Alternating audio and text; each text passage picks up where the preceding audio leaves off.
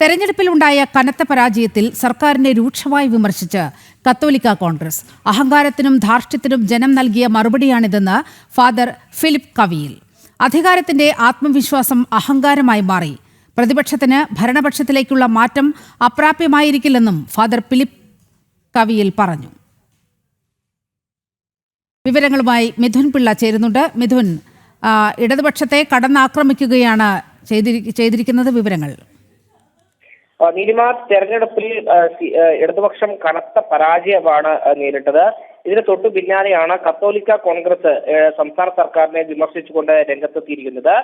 കത്തോലിക്ക കോൺഗ്രസിന്റെ ഗ്ലോബൽ ഡയറക്ടറായ ഫിലിപ്പ് കവിയിലാണ് പരസ്യമായി ഫേസ്ബുക്കിൽ പോസ്റ്റ് ഇട്ടിരിക്കുന്നത്.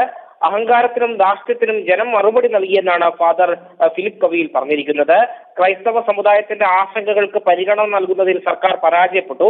അധികാരത്തിന്റെ ആത്മവിശ്വാസം അഹങ്കാരമായി മാറി.